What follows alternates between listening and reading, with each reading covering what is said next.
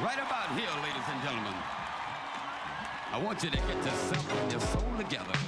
Are you ready?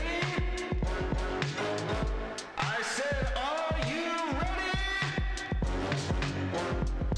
It's time for the Chris and Andre Show. Well, I'm glad that we get to hang out again. I messed up my ankle with my old man stuff, so I'm too old for this shit. What did you do? I have no idea, bro. I woke up yesterday and it was just hurting, right? Yeah. And I went to bed last night and I tried to get out of bed this morning and I was just in pain. My wife was like, when I got home yesterday, she was like, why are you walking like that? I'm like, I don't know. My ankle's dead. So she bought me an ankle brace and it was like magic where I can actually walk with a halfway normal stride. So, Well, that's good. yeah. I'm glad. I went and got my hair cut this week and was talking to my barber because my daughter's been getting a little bit back into skateboarding and rollerblading because Carolina Beach, they've got a skate park right like a block from our house, which is pretty sweet. That's dope. And he was like, "Oh yeah, you want to buy a skateboard? I'll sell you mine for $100. It's like practically brand new." And I was like, "What? You don't want it anymore?" He's like, "No, I rode it once and I broke my ankle stepping." He was like, could literally see the skate park from where I was, and I just stepped off the board wrong and broke my ankle, and that was it. And I was like, "I don't think I need that." That's a wrap, dog. Yeah, I think I'm good. We're gonna move on beyond that craziness, man. Like there's a certain limit where you got to realize, nah, you just might be getting old. Yeah. Just like move on. Exactly. That's Yeah, crazy. I'm definitely reaching that point in my life for sure. I mean, I'm legit waking up with stuff like not working the way it worked, just like not even 12 hours before. So I am definitely there. Yeah. Apple's got a new CEO, John Ternus, which is I think it's a good thing. Yeah, it's one of those, I think looking back when Tim Cook was announced as the new CEO and Steve Jobs was going to be stepping down, everybody panicked. And it was like, oh my God, this is the end of Apple as we know it. And, you can love or hate some of what Tim Cook's done, but overall, like Apple has continued to be a successful company in his tenure. But I think that Ternus seems like the kind of guy that will run the company for what's best for the company and not chasing, dollars left and right. Well, you got to remember Tim Cook. He had an IBM career. He's more of an ops guy, and Right. Logistics, not really.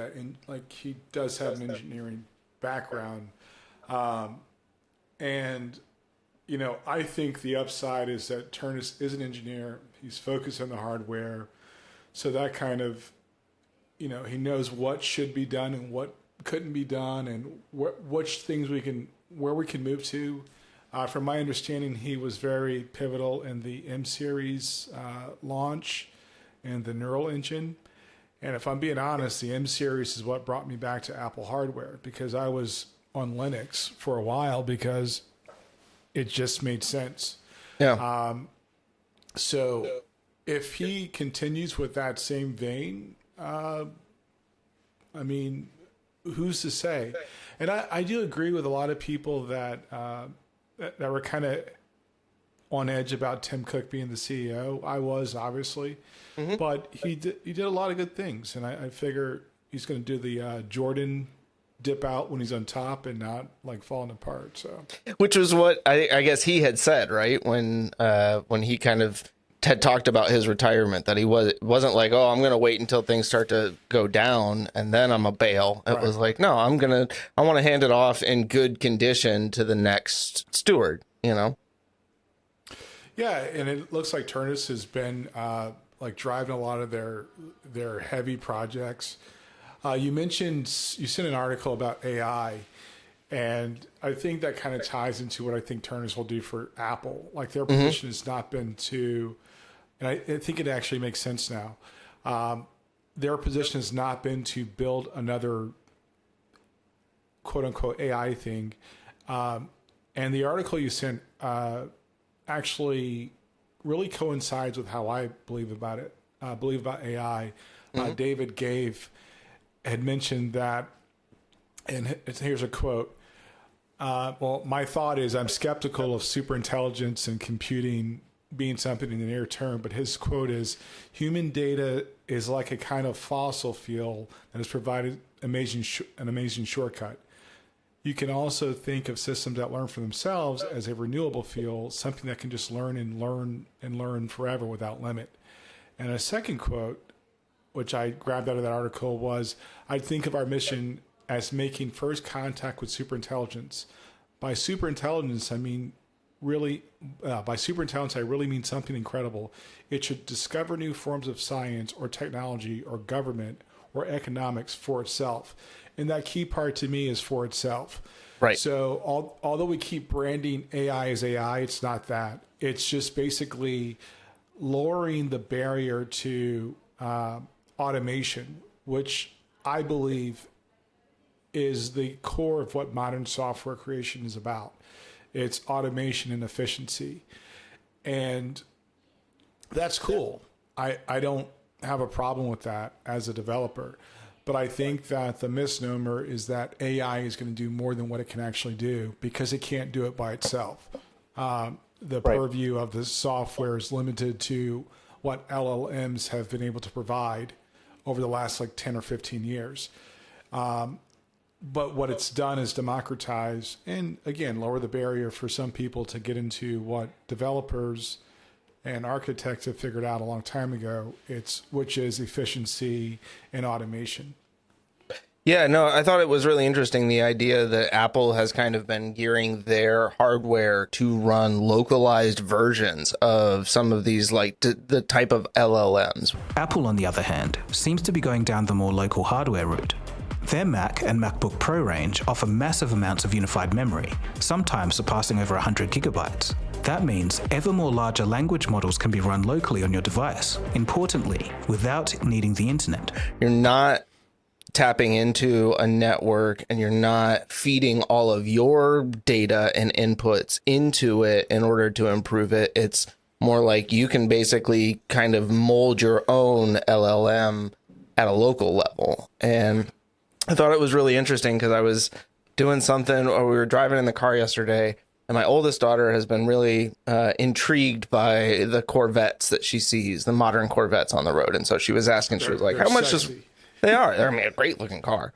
And so she was like, well, how much does one of those cost? I was like, honestly, I don't even know what they charge for those. Let's ask, and so we're driving. And so I asked Siri, and she was like, I can't actually do that for you, but I could look that up with ChatGPT. So they basically have a way that you can authorize ChatGPT to then basically fetch answers for you through Siri. And I had not heard about this partnership that they'd had, Then you're a year late. Yeah. Oh, yeah. Easily. Yeah, but you're probably not watching WWDC like I am then. So, no. Yes. No. Continue. Definitely not. I'm sorry. No, it's okay. I'm not a big ChatGPT AI LLM user as it is. And so even when that popped up, I was like, nah, I'm good. I'm really not trying to help Sam Altman in any way that I can. But I do think that it reinforced, especially after we had just talked about this idea of Apple's approach to AI, that, they saw this as a better path forward for now, doing this partnership with ChatGPT, as opposed to trying to build, an AI version of Siri, essentially. Well, and this is not, it's the technology that that runs LLMs and these models way outside of my scope of understanding the nitty gritty. Mm-hmm. But the general parts I do understand. It's not, and I say this from, I actually have a couple of models running on one of my servers, right? And so I tinker with it. Still not something I want to invest a lot of time in understanding the what, whys, and hows for. The compute needed for these models, like if you really think about it, it's not a lot. It's when you try to do the really scientific workloads, that's when it becomes the power consumption. When you're trying to turn it into a commodity, that's when you need data centers. So Apple's like, they're dead on. You know, you don't. The problem is we're trying to make it a product to sell, and I don't think that's going to long term be the final product. Yeah, and it's a stepping stone for what I think a lot of people are hoping AI becomes, right? Which is this sort of like generative super intelligence type of thing. I don't know how much I really want that. That's, personally, it's not but like it's not a near future thing. I really don't believe it is. I think that it's wishful thinking and a lot of hype that makes that the conversation. yeah. And I agree with Apple's approach of, I'll just use I'll use ChatGPT's resource, so OpenAI's resource. I use Claude's resources, but it's not something they should invest in. Yeah. I thought it was funny. I think you had sent the video that was talking about John Ternus being announced as the Apple CEO. And they were talking in the video about like some of the projects he'd worked on that were not super successful. And they talked about the touch bar, which I kind of laughed at because yes, like it didn't last. It wasn't a horrible idea, right? Like there was some thought behind it. It wasn't just like, let's slap this on here. Like I understood the idea of having like a, an adjustable control bar, basically, where you can change it for different things. But I think the actual just usefulness of that type of thing wasn't what they expected. But go ahead. The Stream Deck is the obvious evolution of that idea, right? So it's like the little box where you can put little widgets on it to launch applications. I see a lot of people that do graphic design use them. Some podcasters or streamers use them. So I think the idea itself was a good product. It just wasn't the right thing to use. Exactly. Yeah. And the other thing that I did that I picked up from that video that I thought was really interesting was him being so adamant about the potential for the iPad, and that basically having it be an oversized iPhone was a horrible plan forward, and that they needed to take it seriously and kind of build the hardware capabilities and then the software to match it to create what it is today, you know. I think that if you're to take Steve Jobs and separate them into two people, you'd probably have their outgoing CEO and their incoming CEO. And their incoming CEO. Yeah. And no knocks to Johnny Ive, but they'll figure out design. Like I think a lot of the design language that Apple uses, not to discredit Johnny Ive's vision, because he's like I don't, for lack of a better word, a genius at industrial design, because he gets it. And I think it takes a certain talent to do that. But I'm sure there's enough people at Apple that can carry that forward. I agree.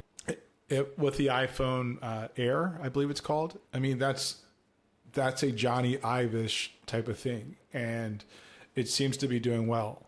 On the new the MacBook Neo, right?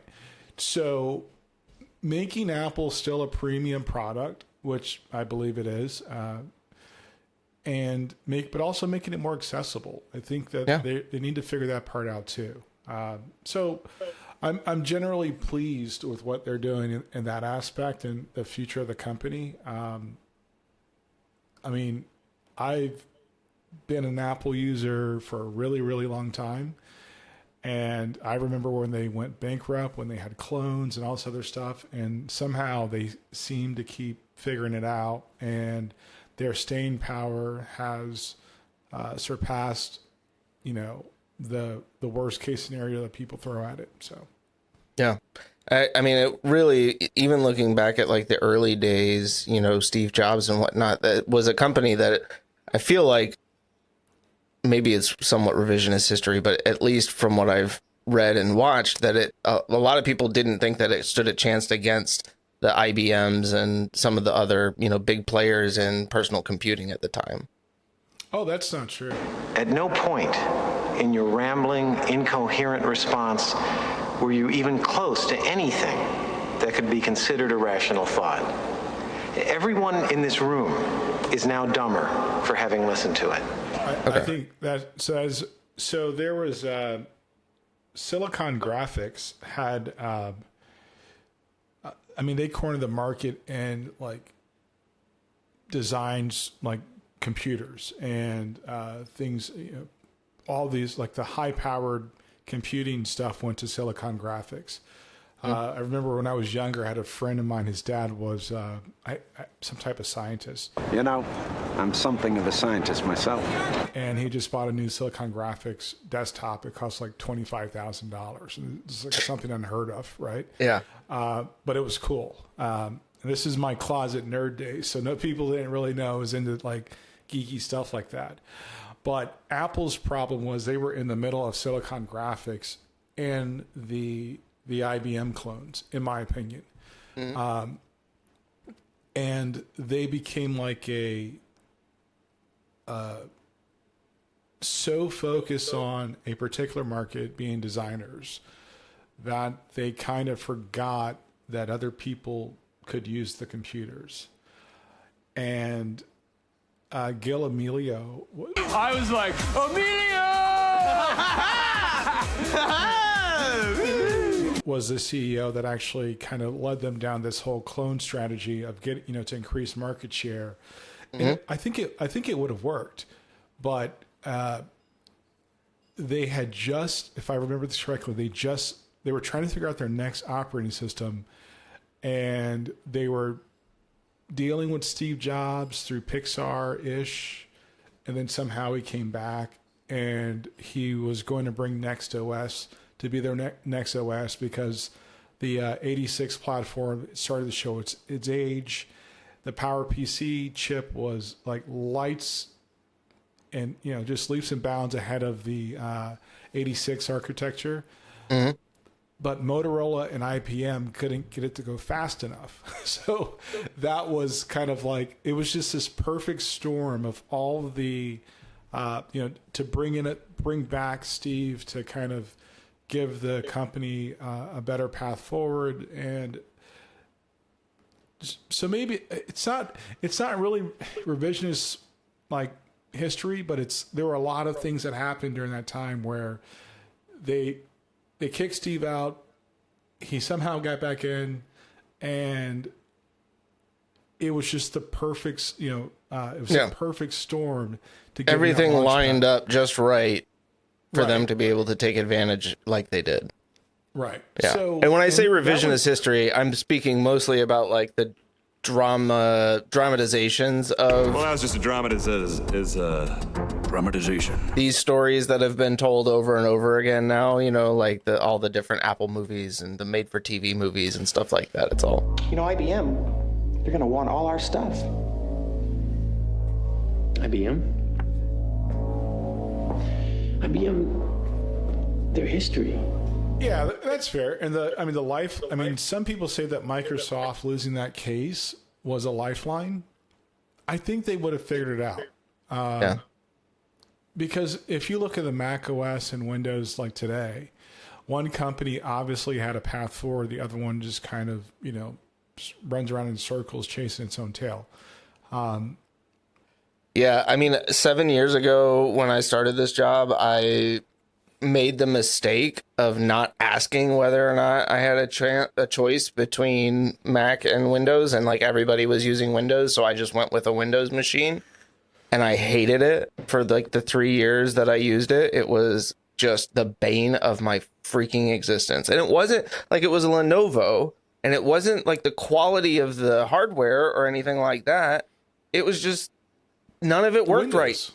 Yeah, Windows in particular, you know, it was like almost every day that I would show up and try to print something, it would show that the printer was connected, the printer is on, but my computer would not communicate with the printer. And every time I'd be like, you know, it'd be like, oh, the printer's busy. The printer's offline. I'm like, but it's not. It's right here. I can see it. It's online. Like, the lights are on. Yeah, seriously. Oh, just drove me crazy. Yeah, so I could like talk about this topic all day. Like, it's great though. Thank you for the history lesson there, because that's very helpful in understanding like the actual backstory of all of this. Yeah, I think that Apple they had I was excited about before the first version of macOS 10 was supposedly going to be Next OS, basically. And if you look at how the Swift like language is, you'll still see NS object. So that's next step, basically. So I get to go back all the time mentally going, oh, this I know where this came from. So so there's a lot of like I think Apple for a time was just lost, and there was pressure from Compaq. This is the Compaq Presario 5000T with one-touch internet access. That for just $8.99 lets your family see the whole world wider. HP, you've got Dell was a start like a running away with stuff. Dude, you're getting a Dell. Easy to buy, easy to own, easy as Dell. Gateway was a thing. I needed a high-performance machine, and that's what I got. And they were great. I felt comfortable right away. Great big boxes like a cow. I got a fork. Gateway computers feature the Intel Pentium processor. I had a Compaq. That was our first internet connected home PC. No. I'm sorry. It was an Acer. Was the first one. The Compaq was the second one we got when we moved here. Yeah, I remember going to. It wasn't Circuit City, but some giant electronics store, and buying that computer and like the excitement. I played Doom 2. I played Castles 2. Yeah, it was. We had AOL. Like, those were the days, man. Yeah, I mean, it's. I remember the first Mac I bought, and it was like 93 or 94, and I remember saying I will never use Windows again. Like, it was like I will never use Windows again. It was just such a different experience. It's funny. Yeah, that's wild, but that was my, and I think it was because I hooked up a printer and it just worked. I was like, what? And my favorite operating system used to be Windows NT. So like when I geek out, you're a nerd. I use some geeky shit. NT is such a nerdy thing to have that be your favorite version of Windows. I'm sorry. I mean, like, NT was a great platform. Don't get me wrong. It worked. But it worked. It worked. Yeah. And that was the whole thing. It was solid. It worked. And I was like, yeah. And I don't know. I don't remember why, or I do remember. Well, I was influenced to buy the Mac because when I was at the computer store, there was a Windows computer that had the blue screen of death. And that was all you needed. Well, yeah. My ex-wife was like, "You should." I don't like that. And I was like, "Okay, what about?" And we just happened. There was a Mac, or an Apple. I don't remember what model was right next to it. She goes, "Let's buy that one." And I was like, okay. I'm thinking computers are computers, right? Yep. And I didn't realize the true difference between Windows and a Mac. But yeah. The Mac or the Apple economy, the developer economy. I ran across this interesting article talking about how App Store ratings are broken as your 4-star review could hurt a developer. Yeah. No truer words have been said before. And this is something that you experience on a personal level, because you have several apps now that you have put up in the App Store. And so I was reading that, and it's interesting because, you know, when you think about the star rating systems, which is pretty prevalent in a lot of what we do these days, right? Reviews and all of that stuff. 4-star is not bad out of 5, right? Like, that's usually like, hey, it was pretty good, or, you know, it was overall good, but there was this one thing that I didn't love, but still, like, worth it. Not, so, you know, well, so all right, tell me how you see the star system, because I think I see it a different way than you. Okay.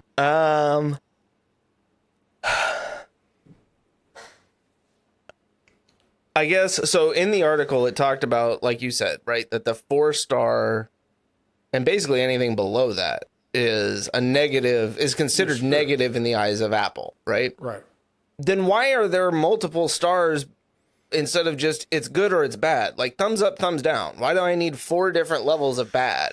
I don't really understand that if there's only one rating for good, right? In my mind, 3 is average, right? Like, it's an average app. It functions okay. It's not great. It's not terrible. In your mind, 3 is average? I mean, between 1 and 5, yeah. That's sure, mathematically, yes. But so, but you're all right. So the reason go ahead. Okay, so this is, I agree with there's a section, and maybe we can put this like later as a clip. 3 is a default rating. That is the default rating as the app performed as expected, right? What's on the label, it does that. Boom, done. 4 is like, wow, that's really cool. 5 is like, yo. yo.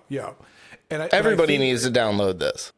Right. But I think that people, number one, if people see the ratings like you do, then that's part of the problem, right? Absolutely. Yeah. So I think that's terrible. And then secondly, it is the algorithm. So I used to spend a lot of time like looking at the rating every day. Like I would wake up in the morning and go to the, especially the Apple App Store, and look at my rating to see if it went up or down. Yeah. I think I was driving myself crazy. Probably a little bit. I was able to maintain like a 4.2 for a period of time. But then you have the people that just, for whatever reason, they rate you a 2 or a 1. And that's not fair. I mean, I don't we call those people haters. Give us 5 stars. You only give us 4 stars. I'm inclined to believe you are a hater. or something, right?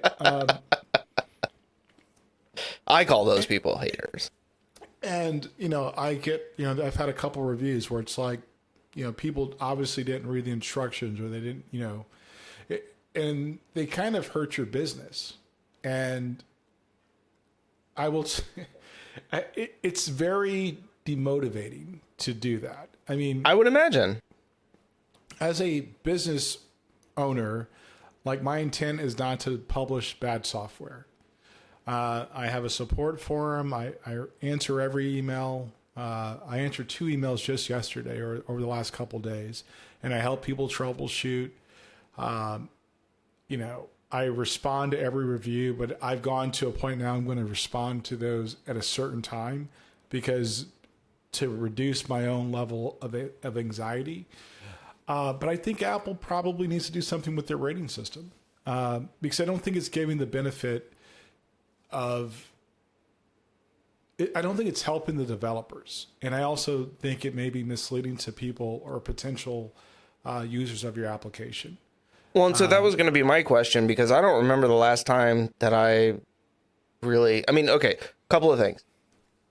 I don't know that Apple does or does not provide an overview of how the end user, is supposed to use the star rating system. I don't remember whether or not that's something, right, which they should, if that's going to be a significant portion of what determines like what apps get shown and stuff like that, right? I mean, I would think you would want to explain to the people who are ultimately providing these ratings what these ratings mean and how they are used. What would and if Apple isn't doing that, what would be the benefit to Apple for doing that? Okay, we just talked about it a little bit, right? My understanding of the star rating system is like 3 is average, 4 is a little bit better, 5 is, killer. In Apple's world, it seems like 5 is it's good, 4 and below is it didn't do what I expected it to do. Right? It fell short in some. Look, Rick Ross had the idea of the suckometer because he believed that developers always look at whether or not how much something sucks. It's never good. It's just, does it not suck so much that I want to kill myself every time I have to use it? Right? Yeah, but Rick was kind of flamboyant about shit like that. So let's be yes, very. But I think there is an element of that, like you said, someone who downloads the app and doesn't read the documentation struggles because of that, and then leaves a 1 or 2 star review being like, I couldn't get it to work. That wasn't the app's problem. That was your problem, right? And as the developer, what is your, recourse, your ability to respond to that? Can I tell you something? Yeah. I almost said it earlier, but it's kind of embarrassing. So I got a review from Brazil that was like a 1 star or some crap like that, and something I had to translate. You know what I did? I pulled the app from Brazil. I was like, you know what, Brazil, I don't got time for your shit. That's some petty ass shit, but I love it. Stay salty. And I was truly, truly upset for like 12 hours. And then I kind of, regained my senses and put it back into the Brazilian app store. But I was pissed. Understandably so. Can I share something that I think kind of an analogy in my world that I think aligns with this? So YouTube, right? We publish all this stuff on YouTube. I used to get really upset when I would find out that people had thumbs downed our shorts or our videos and stuff like that. And I'd be like, the fuck? Like, what are we doing? What's going on? If you don't like it, just move on. But I realized that what that's really is that is the end user telling YouTube, I don't want to see more of this. It's not necessarily like I didn't like this or it's bad content. It's just, I don't want this in my feed, because that's how I use it a lot of the times now, where I'm like, I realize like, oh, if I vote this down enough, eventually YouTube will stop showing it to me. No, or you could actually use the platform as intended. And I say, don't recommend this channel, or I don't like this. Well, you can do that too. Yeah, so I don't disagree, and I think feedback is important, right? But I say that because it took me learning, right, a little bit that, like you said, I get obsessed with the numbers on our podcast channel, right, on our YouTube channel sometimes, where I'm like, why when I publish? So for like 3 weeks ago, I started publishing my vinyl stuff again, like a while ago, and was doing really good, and then all of a sudden I had like 4 shorts in a row that I published that none of them eclipsed 300 views, and we'd been doing 1,600 views on almost every single one of them, and it's like, what the fuck? Like, this is the same content. It's like, yeah, it's a different artist, okay, maybe they're not quite as popular, but and then like today I published one, and within the first like 4 hours it had 1,500 views, and then it just plateaus because Google, or Google is like, oh, we're going to give you a little bit break. And it's like, but why? Like, why? If I'm doing good, why are you punishing me now? So, Sorry, I kind of went off on a tangent there. What I really meant to say was, I understand. I think the two things are related, right? You put something out there. Now, we do this podcast and we record because we want to talk to each other. And we're not trying to make money out of this, like, to be quite honest. But we do. I mean, we do want to get Yeah, we do want to share things that people enjoy. Yeah. And it makes me I get a positive feeling when people positively engage with our content. As do I. But my company, I'm trying to make money. Yes. Yeah. No, I'm totally. legit trying to make money. And I think there's so to continue on to actually, yeah, please. I'm sorry. What prompted me to share this article was that I have a product that I launched. I'm doing it outside of the Apple Store and outside of the app stores in general, because I don't want to be that dependent on what Apple or Google says, because I see that as a detriment. And especially since they keep raising the developer fees. So I just re-upped on my App Store access for Apple. No, that's on the 5th of this month of May. And they're taking like 30% out of everything I sell. So it's like, okay, well, don't penalize me for, if you're going to continue taking money from me, you've got to make sure that you're not penalizing me for everything else. Like the ratings thing has got to be fair. Yeah. Now the fee that they charge, I understand it because I have exposure to the entire Apple user base. I get that. Yeah. That's not fair. Sure. They sign the application for security. All those things are great. Yeah. But I went from 25 or 27% to 30-ish% because the app has grown in popularity and I'm making money. But I think that this part, the ratings part, is kind of unfair to developers. Yeah. So what I will probably continue to do with my other things I produce is not depend on Apple so much, not depend on Google so much, because I'm trying to run a business. I'm not trying to develop bad software. There's a lot of things I'm not trying to do, but I feel like you get penalized for just having access to a user base. And it's a contradiction because I like the access, right? But I also think that the ground rules should be fair. Yeah, and I think that is a recurring theme across platforms these days, right? It's the lack of insight into algorithms and how it's kind of promoting stuff in some cases, right? It's penalizing you for doing better, for selling more of your app. So now we're going to start taking more of your money. It's the unclear review system that kind of provides users with an overweighted ability to influence your app's performance. Right. Yeah, exactly. And it comes back to the thing that we've talked about for 7 years now, since we started doing this podcast. Build your own platform. Like, you can't rely on somebody else's platform to be the thing that gets you to where you want to go. You can use it to build to that, right? But it's like, people on Etsy, I feel like a lot of the times, where yes, you have access to this huge platform, but if it were me, I'd build a little bit of an audience there and then do everything I can to move people over to my personal website where I'm selling stuff and then grow that. And you're exactly right. And so the thing that we talk about all the time, that's what I'm doing. So I use one product to develop name recognition, blah, blah, blah. And if you're a developer out there, I'll tell you, this is my formula. Use an app store. Like, put one out there, great. Build a website. Brand your website. Build your own landing pages. Write blog posts about your products.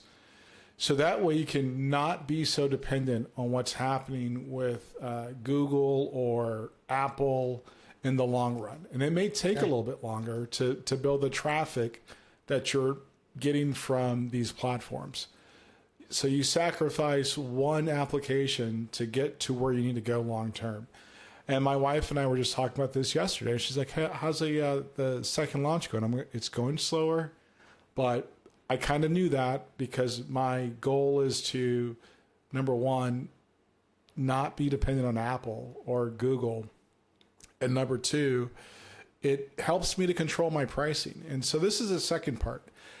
I hate subscriptions. And things I launch, I think subscriptions only make sense when you have server costs or ongoing operating expenses, right?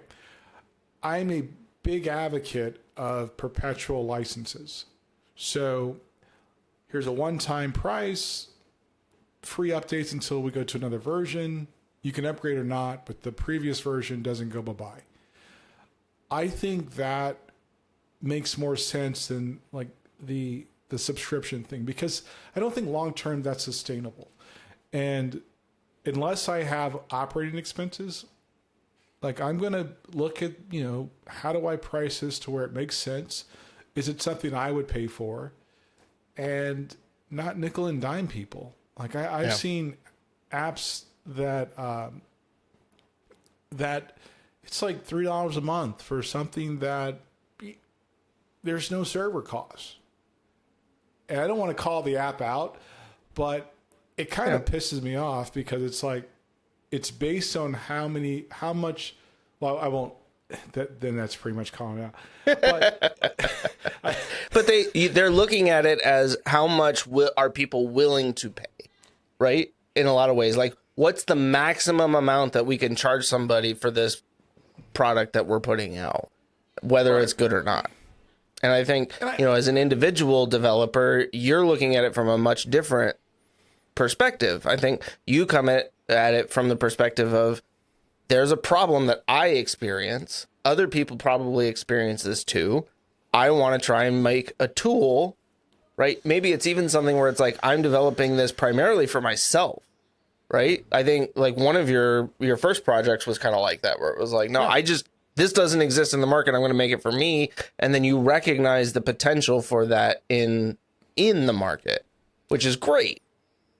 And that's how it should be. It should be, there's a problem. I have a solution. If there was a problem, I'll solve it. Check out the hook while my DJ revolves it. And I'm going to charge what's reasonable for people to solve that problem and for me to cover my costs. And that's, it's if you're a developer out there and you're looking to become an indie developer, that's what I would tell you. Stop trying to make AI this, AI that. Nobody wants that. Like it's just really solve a problem, price it fairly, and put it out there. Not everything's a unicorn, but I can tell you this. Let me say this, like, again, very succinctly, and I'll probably write a blog post about this later on. Fix a real problem. Don't create something that it's not really a problem. Price it right.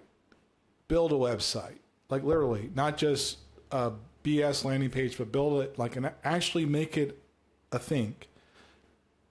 Build your content strategy, write about it so people can understand it, so Google can search, see it, and people go to you. That's what's working for me.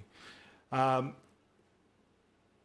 depend so much on for the first product, you may need to use one of either Google's store or Apple store. Okay, that's great.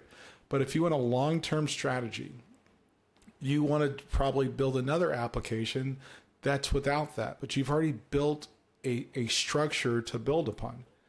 Yeah. And everything's not a subscription. That is like the dumbest fucking thing in the last 3 years.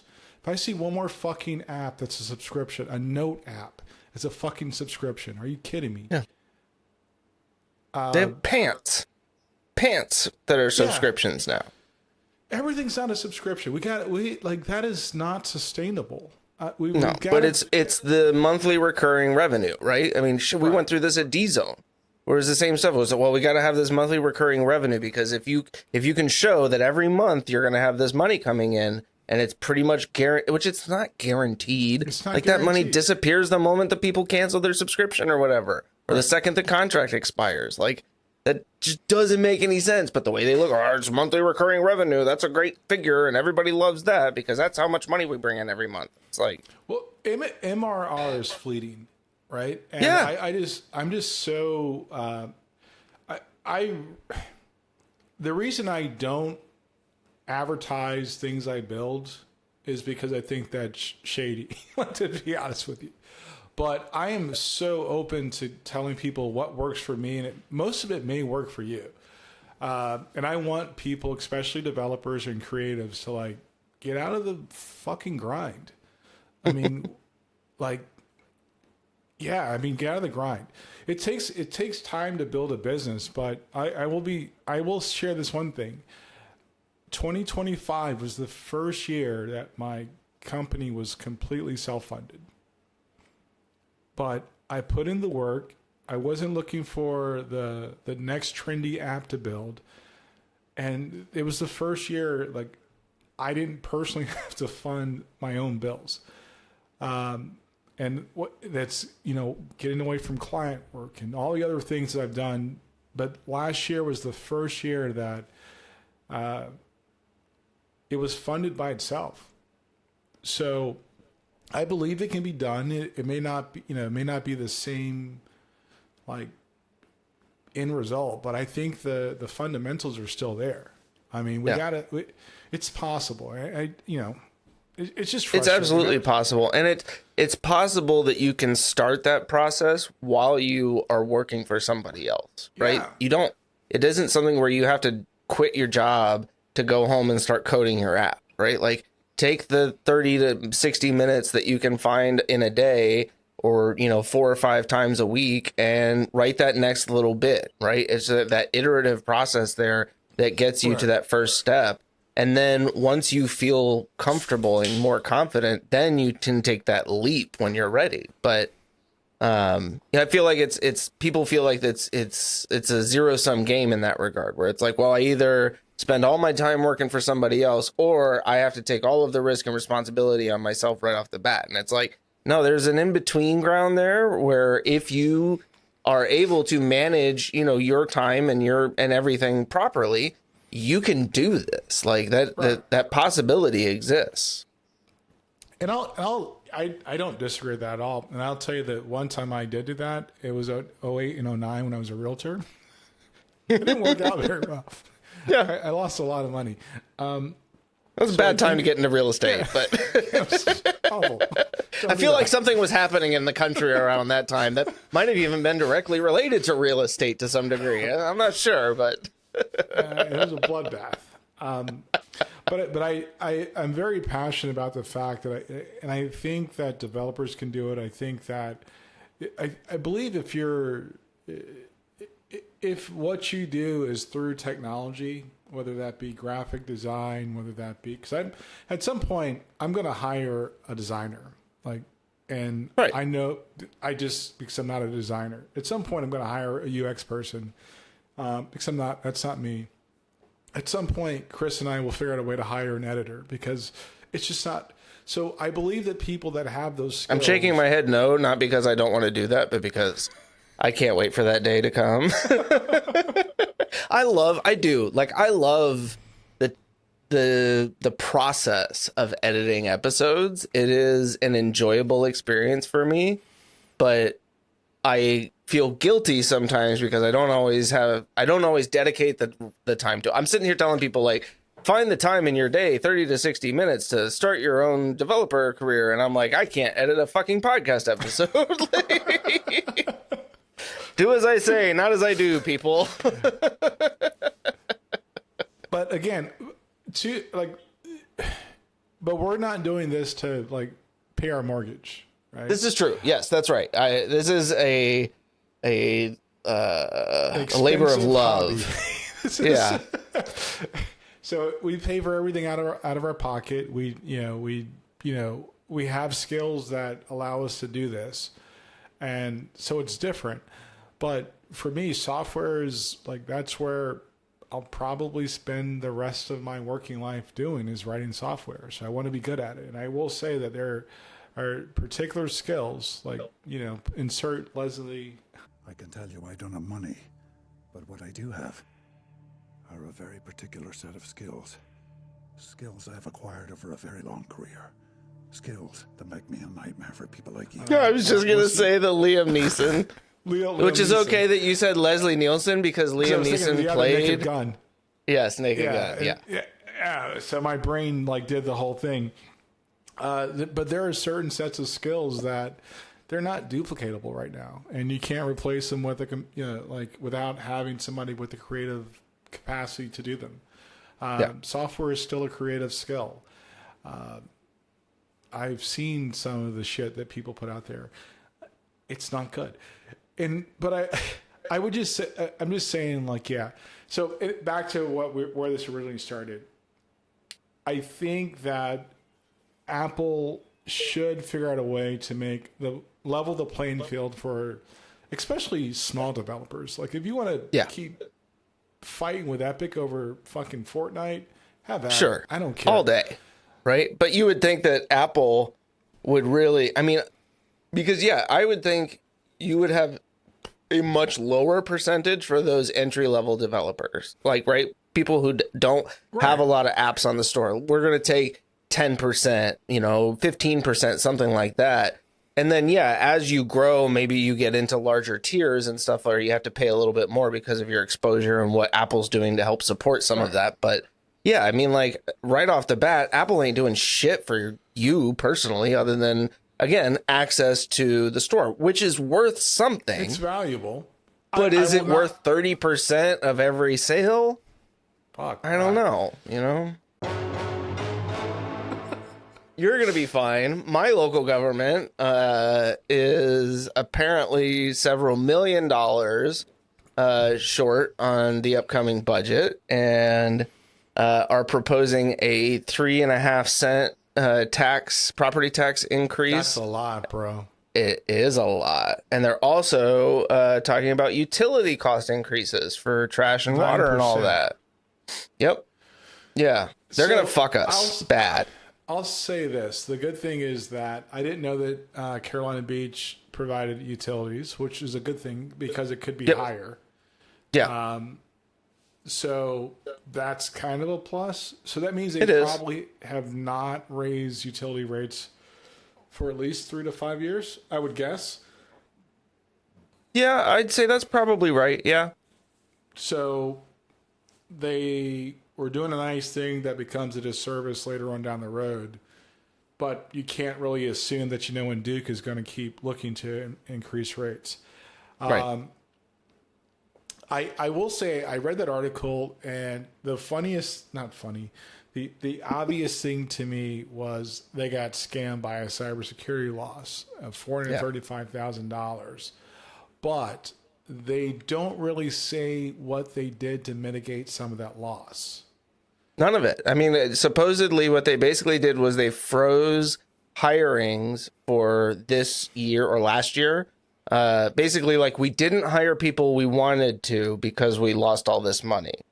And then there were like a couple of other projects that they said, like redesigning the town hall parking lot, which it's not great, but it's not terrible. Like, I'm glad that they didn't spend money doing that right now. But I mean, it's one of those where it's like, well, somebody in our orbit screwed up and now the whole town has to pay for it, which, I mean, I get, like, where else is the money going to come from? It's not like, it's $500,000. It's not nothing. I get that, but they're coming short, like, pretty big though. So then the question, the other question I would ask the town council is, like, so you're kind of not going to hire people. Okay. I can't imagine their salaries, although they try to present it as 50% of the the $3.4 million budget. I was kind of confused by that. I was like, you're saying I was a little bit too. Now, I mean, they've got services like. Hold on. I understood it as 50% of the town's budget is going to employees. Is going to employee salaries. Yeah. That doesn't. I don't think that's true. They're spending almost $2 million a year in employee salaries. I don't think that's true. I find that a little hard to believe as well. But I'd have to, you know what? I'm going to walk over to the town hall when I'm done here. I'm going to demand nothing at all because they're already closed. Actually, it's a you can ask for public records. I mean, it's a public record. Yeah. Request. Oh yeah. No, it would be interesting though to see what that percentage actually looks like and how that's kind of divvied up. I mean, we've got you know, we've got fire and police. They've got the lifeguards that they pay for in the summer. So that may be part of it. I think your number is wrong. I think it's like 20. Their budgets, their general fund is $24.9 million. So I think you're. Oh, okay. So I think one number is wrong. Let me double check. I'm a factor of 10 off here. Yeah, the town's general fund is expected to be $27.4 million. Oh yeah, okay. And with up 3.4 million since last year, with wages and benefits making 50% of it. So I would assume the 50% is the 3.4 million that's increased, or the total. I mean, shit, that's what, 14 million? Yeah, and I don't think that's true, because that would mean you guys have a lot of city employees. Yeah. So my and we're not a very big town, right? So my argument would be like, okay, inflation's a thing. I get that, and it's affecting a lot of places. Yeah, but you gotta give me more than that for this article, because somebody published this, somebody was asked questions, and there should be more follow-up questions. There absolutely should. The article really, and I mean, it's a puff piece. It is definitely a puff piece. There weren't a lot of challenging questions that were asked in that, and it doesn't really surprise me. I mean, there's not a lot of pushback here in general. There's a lot of people that complain about what the town council and the mayor do in Carolina Beach, but there's not. I don't think there's a real concerted effort to change anything about it. You know, I mean, it's like every once in a while you'll get somebody local that'll be like, "I'm going to run for office," and then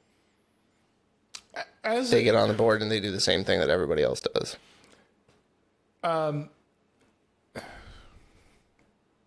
There's a clip from House of the Dragon, season 1, episode 9. And I'm gonna make that clip and send it to you, so we can, every time I want to say it, you can just put it in there. Okay. There is no power but what the people allow you to take. They only have the power that we give them. Right? Yes, absolutely.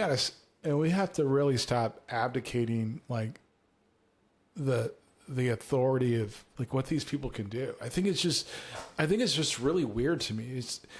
It's a puff piece. It's almost like we want to get in front of this article. Yes, 100%. We need to drop the bomb in a way that doesn't make it seem like it's our fault. No, or we don't want it. We don't want to be on the news or like we're hiding it from people. I don't think this is like the type of investigative reporting or like. Oh, it's not. I mean, Port City Daily is primarily puff pieces, which I believe that was where that one came from. We used to have a couple of other decent newspapers in the area, but like most towns, you know, they've all gone belly up or gotten bought up by other entities and stuff like that. And so, yeah, I don't know. I guess it's up to the Chris and Andre show to investigate and find out what's going on.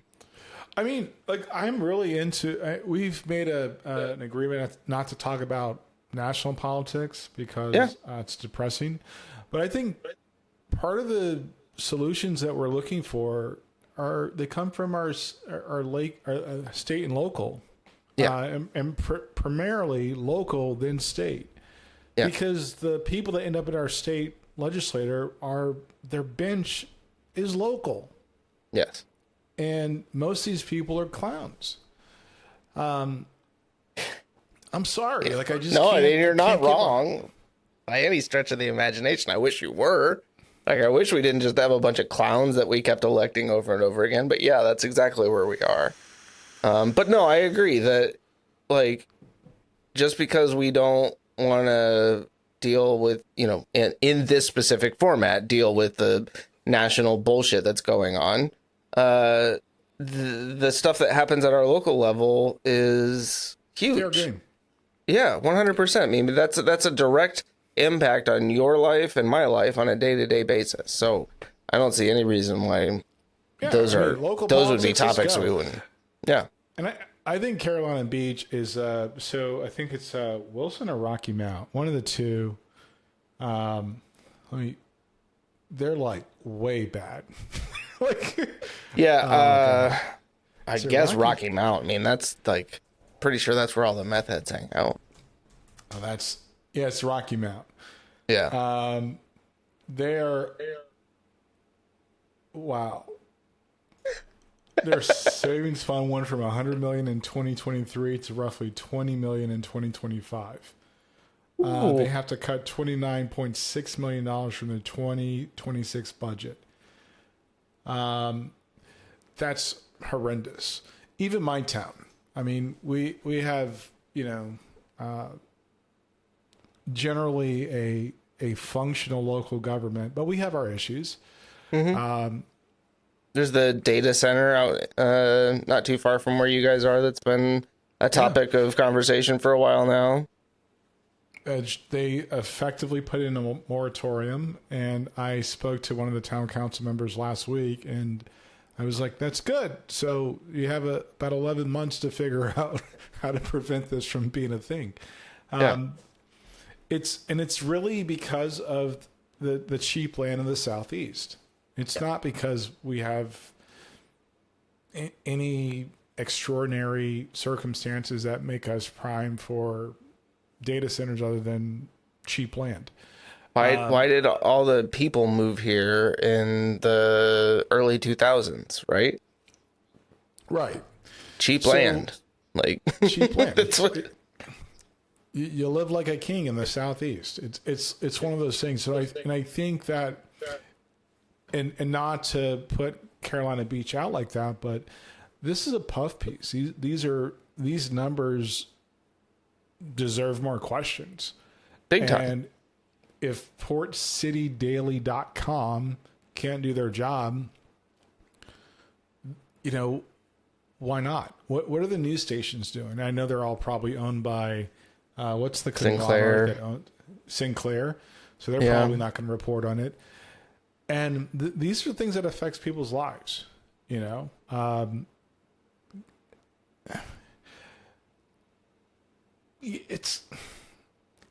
right. This is my thought. It's very easy to be frustrated by the national circus right now. Yeah. What's going to affect my day more so than not, aside from the clowns in Washington, or what happens in Wake County, what happens in our state legislature, where these fucking idiots and they can't get a goddamn budget together. Yeah. So tomorrow, I think it's 8 counties are pretty much not going to have school because the teachers are protesting tomorrow downtown. What the actual fuck?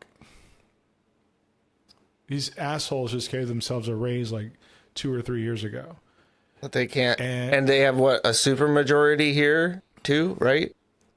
And they can't pass a fucking budget? I mean, is it please? I mean, it's a lot like what we see at the national level, where it's you control all 3 branches, and yet you complain that you can't get anything done. That sounds like a personal problem. It's all offense to anybody that is a diehard Republican, you're incompetent. It's not the stupidity, it's the incompetence. It's not the boogeyman in the closet, it's the incompetence in the things that you choose to spend time on. It's like the Medicaid bill, or funding, temporary Medicaid funding that the governor just signed. Mm-hmm. It's not because the fucking Republicans care about it. It's because their constituents are going to be affected by it. Right. So Josh Stein can say whatever the fuck he wants to say. The Republicans only gave him that bill because they were like, oh shit, when I go to Rockingham County, 70% of the people are on fucking Medicaid. So, but they keep voting for these guys too, right? That's the other amazing thing. Is it's man, I mean, talk about voting against your own interests just time and time again. I don't know. Well, God Jesus and guns. I don't know what the fuck they believe in. And two of those are technically the same person. Well, I'm just telling you, man. That's what I hear. God, Jesus, and guns. And it's like, God damn. Your fucking lotteries and your fucking, like, it's just a shit show. And it's like, look, I get it. And again, not going nationally, but locally, statewide, we have our own problems. We're number 46 in education. Yeah. I think our teachers just got ranked number 47th or 48th and lowest paid in the nation. Yep. It's kind of embarrassing. Thank God for Mississippi keeping us off the bottom. In Louisiana. Yep. Seriously, though. It's things and with like that a state like North Carolina that has as much, tax revenue and as many successful businesses and stuff like that as it does, there's absolutely no reason we shouldn't be able to pay our teachers more, except that it's a concerted effort to defund education. I mean, that's what it has been for a while now, or at least to fund it to the barest minimum that they possibly can. So, Chris, if I may, let's be truthful. Let's be truthful. Yeah. There are only a handful of counties that actually make money in this state. Yes. And let's also be truthful. The farming shit, I was listening to a report on, I think it was NPR yesterday. And the farm bill is about to pass this year. And I was thinking to myself, farmers are the largest fucking welfare recipients in the fucking country. Especially when you look at subsidies on their crops, right? So, and didn't Trump just give them another like $50 million or something? No, I know actually, we're not talking. he just killed them with tariffs, and they're waiting for subsidies with the upcoming farm bill. Yeah. So you look at a state like North Carolina that is an agricultural state. It's fucking welfare guys. Yeah. Like they have no business without subsidies from the state. That's impressive to me. And I'm sure exports from the state, from an agricultural state, have shit the bed because of tariffs. Yeah. Absolutely. I mean, we have a decent number of soybean farmers here in North Carolina.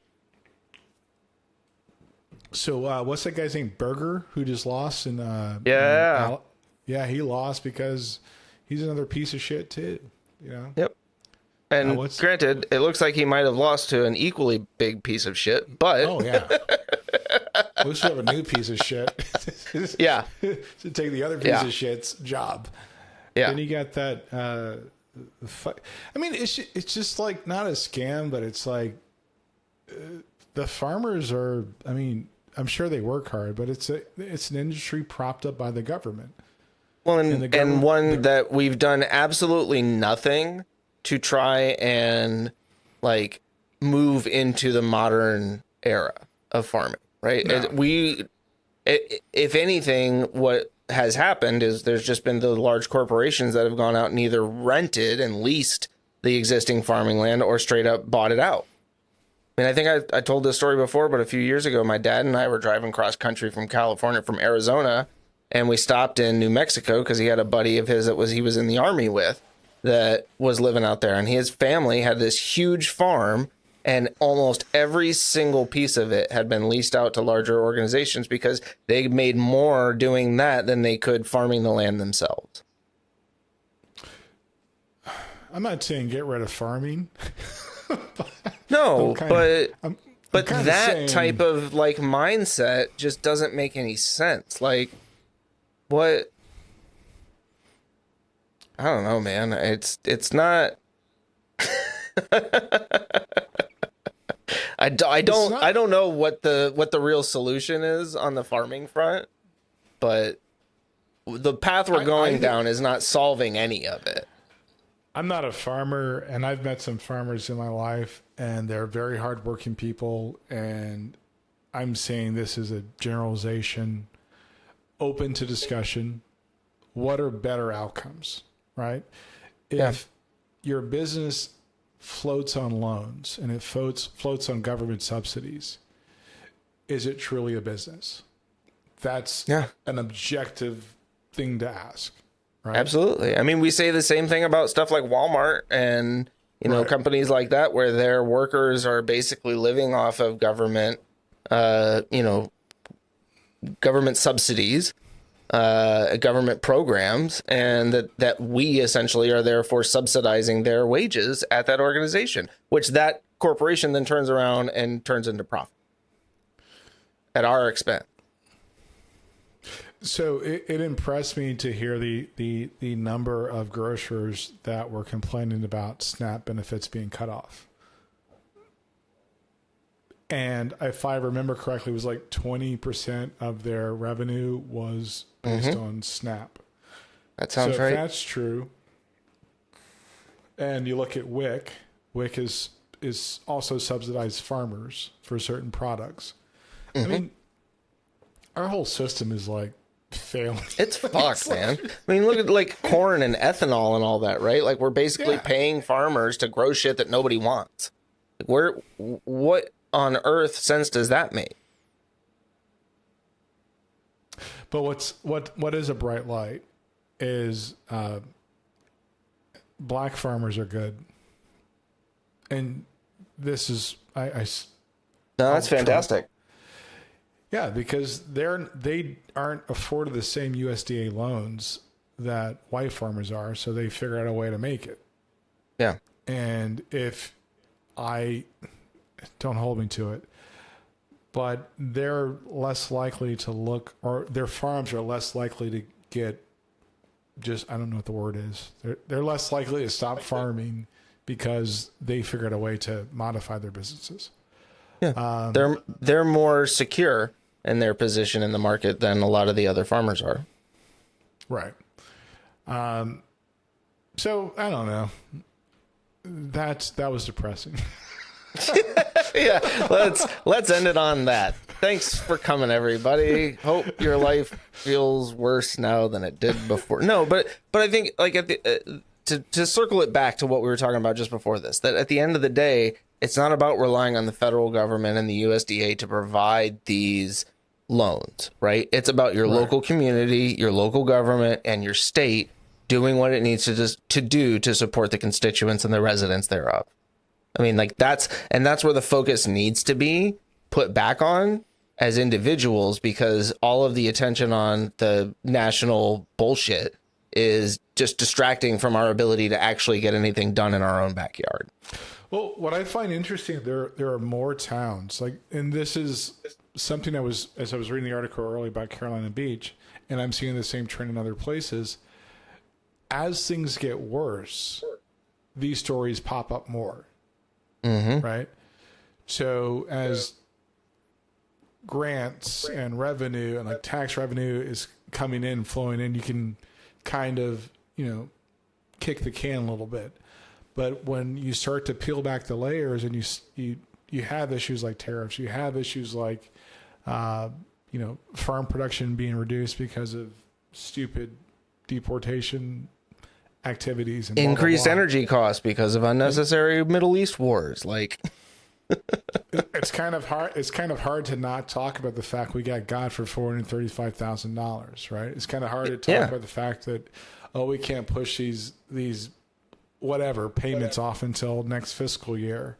So it makes me wonder, like, the longer these things happen, how many more things are going to show up? What's going to happen in Mecklenburg County? What's going to happen in, Kerry just had to fire. Well, he resigned their town manager last year for embezzlement. So it's like, of all the things that are going to continue to happen, as the pressure starts to mount, what gets exposed next? I don't know. That's a great question. It'll be really interesting to see, because I think you're right that a lot more of this type of stuff is going to continue to come out. And then what did those puff pieces look like, trying to gloss over the fact that, the town lost $500,000 to a scam? That's wild, yo. Yeah, it really is. It's a wild world we live in, ladies and gentlemen. Yeah. And we don't have to go national to talk about the crazy shit that's going on, man. It's like that's the beauty of it now is there's plenty of stuff here locally and in our own state that we can, we can pay the bills with that, so to speak. Except we just pay the bills out of our own pockets because this show doesn't make any money. Damn it! And I guess we can't talk about Dwayne "The Rock" Johnson. I saw a comment. I guess I'm glad you guys aren't in the movie industry. You guys know it was whatever. I looked at that guy's channel, and he does like video game playthroughs and stuff like that. And that's pretty much it. So I asked him to please let us know what it is that we got wrong. Somebody else chimed in and said, don't engage with this person. But like legitimately, if you got something if there's something that we said that you don't agree with, don't just say, I don't agree with something you said. Like, tell me what it is that you said so we can have a conversation about it. Maybe you're right. Maybe there's something I don't know, and I'd like to know what that is. But I can't do that if you don't respond. Many episodes ago, somebody actually critiqued my view on James Gunn's Guardian of the Galaxy, and I found a great commentator because of it. I still think James Gunn is James Gunn. Yeah. I mean... but you found a new source of information and entertainment out of it, so... Yeah, so it's kind of like, well...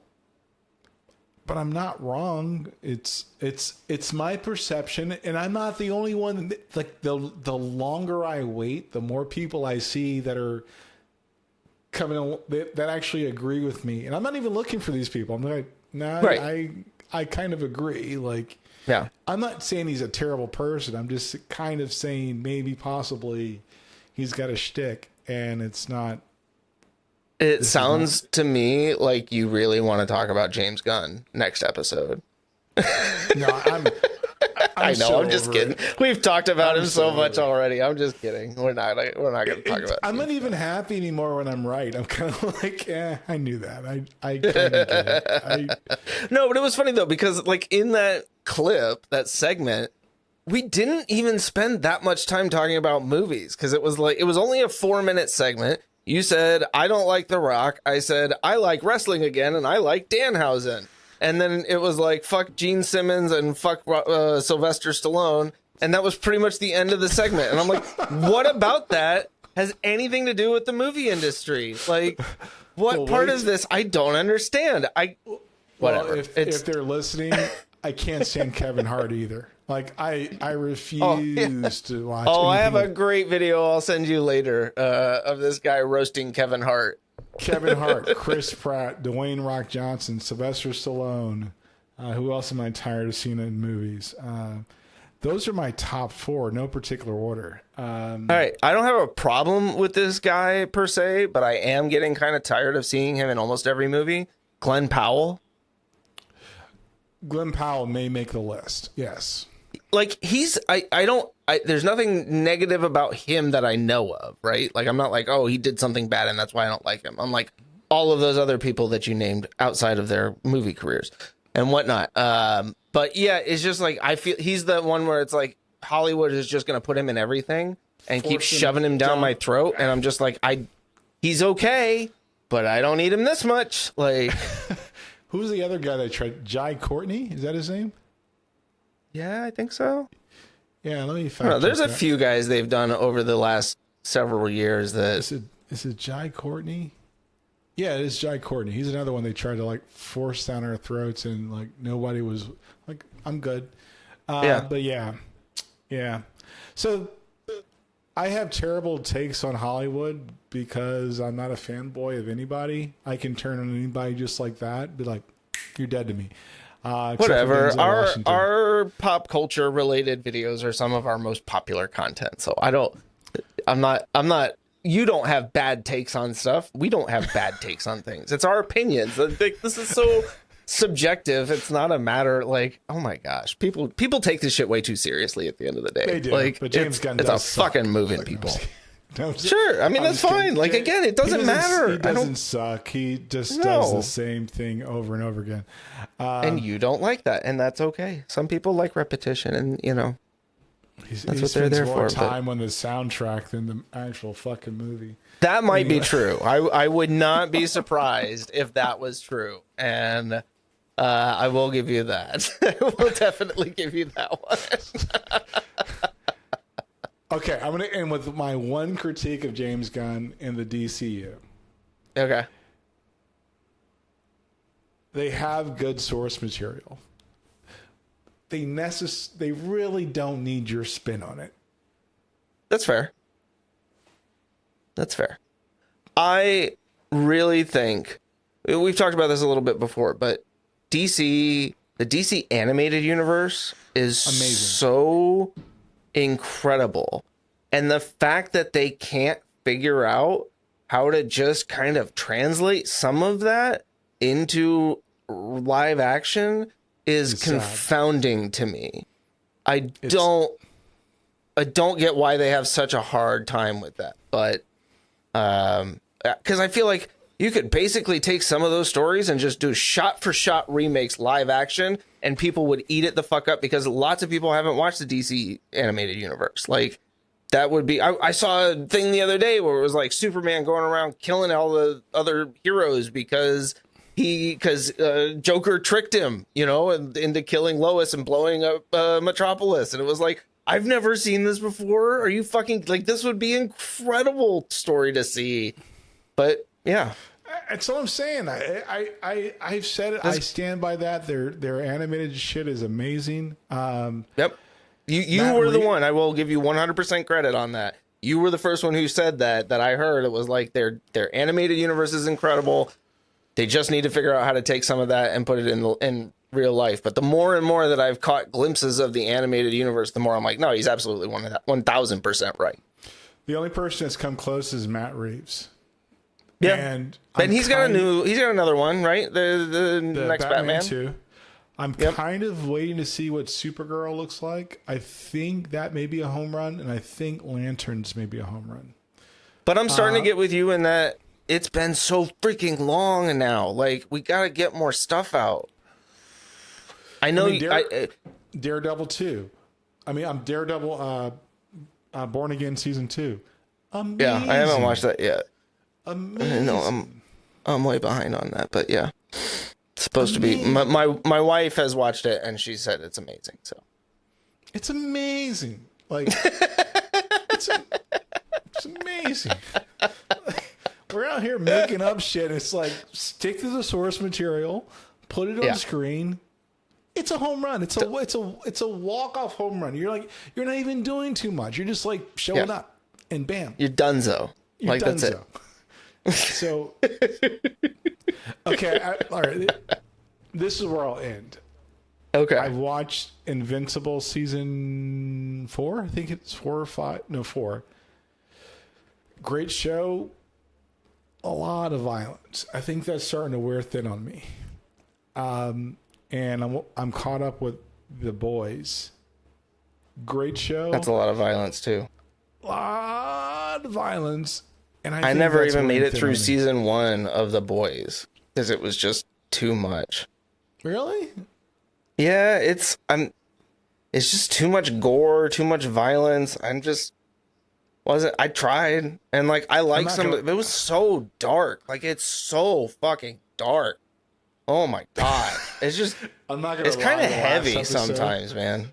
The last episode, I was kind of like, ooh. Like, yeah. I knew it was going to happen. That's what I'm saying, though. Like, I knew what was going to happen. But I was like, they're going to die. They're going to die. Ooh, but like that? Oh my damn! And I was. And there's stuff that, like, I've seen clips and whatnot where I'm like, I kind of, like, maybe I do need to watch it again, but I never find myself in that position where I'm like, all right, I am in the mood to sit down and watch some dark ass fucking shit right now. Like, I don't know, man. My brain doesn't work that way. I know some people watch like horror flicks and stuff like that to kind of like, I don't watch horror shit, but I will say, like, I'm in it for the story. I will say that there's a lot of violence, and I think that emotionally, there's only so much that I can, like, really. You're right. Yeah. Like that's exactly where I was in season 1, and it was just like I could never really talk myself into picking it back up. So I was just like, oh, that's one that's not for me, and that's okay. Well, anyway, I'm glad you guys hung out with us. We like to get together. This is my guy. He lives in a place that is trying to hide all the cookies and not tell anybody.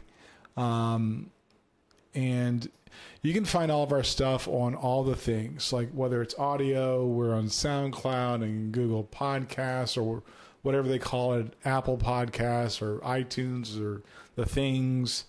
And yeah, we're there. Spotify, you can listen to us there. We're on all the things. And if you have questions for us, or if there's something you want us to talk about, or drop us a comment, a like, or something in the bottom if you like. And there's a video right here of something you might like. And there's another thing over here of something else. Not sure what it is. But as you're saying all this like I'm not going to put in my cookie cutter the trailer at the end that has the videos that slide in. But you could, you couldn't. I'm just improvising. So just in case. I just get in it. case. It could be a thing over there. It could be a thing right there. Subscribe and like down there. As always, I'm Andre. And I'm Chris. And we'll talk to you soon. Thanks for checking out the Chris and Andre Show. This is the part where we ask you to like and subscribe. You could also leave a comment and share this with someone you think would find useful. For more content like this, head on over to chrisandandreshow.com. Remember, stay sane, stay safe, and stay salty. We'll see you on the next one.